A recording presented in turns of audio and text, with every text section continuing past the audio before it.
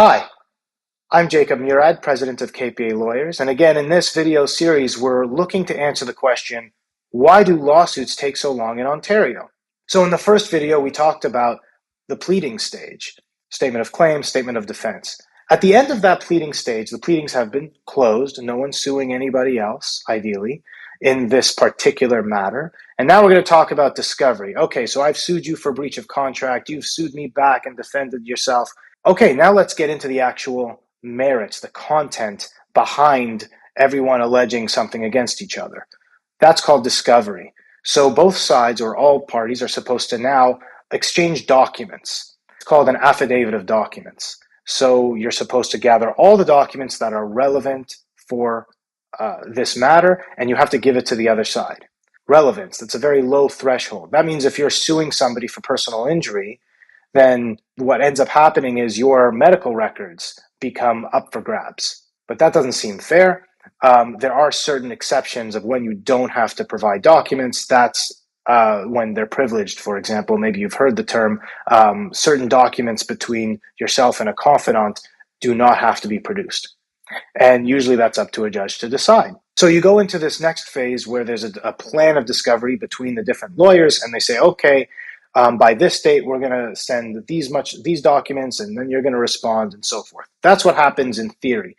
In reality, people are late. People don't abide by the deadlines, and it just becomes this document exchange that takes a long time as well. Oh, you didn't send me all the documents I asked for. Yes, I did. Okay, let a judge decide. The exchange of documents. That's just part one of discovery. Part two of discovery is the examination in discovery.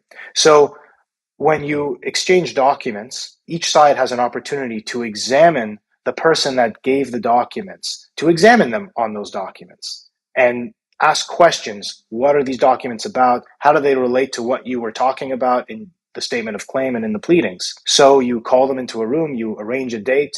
Now it could be done virtually, and a lawyer is allowed to ask you questions, and you swear to tell the truth, much like you are in a trial. It's not trial yet. We're still just examining evidence at this period of time. And you have to answer the questions. You and your lawyer will jump in to object to a certain question if they don't feel that it's relevant. And you go back and forth. That's what happens in the discovery phase. Usually at this phase, this is a good time to start looking at settling, because now, ideally, all of the evidence has come out. So hopefully you can try to settle in the discovery stage. Sometimes what happens during these examinations is one side will say, well, you had mentioned a contract on this date, but you didn't produce it in your affidavit of documents. Where is that contract? Okay, I'll get it for you. That's called an undertaking. So now you have a 30 to 60 day period to produce that document. And then what happens after you don't produce that document? Well, then there are usually motions that go back and forth about making people produce the documents that they said they would. And I'm going to talk a little bit more about motions on the next video.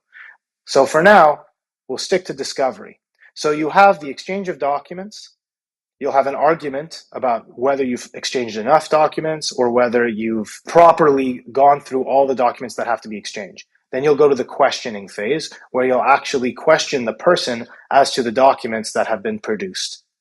That's discovery. Only when you've completed discovery can you actually go to the next phase of the trial, which is pre-trial mediation, and then you actually get to trial. And I'm going to talk about that on the next video. So already you're starting to see a bit of a theme as to why trial takes so long, but we're going to go deeper into the next video.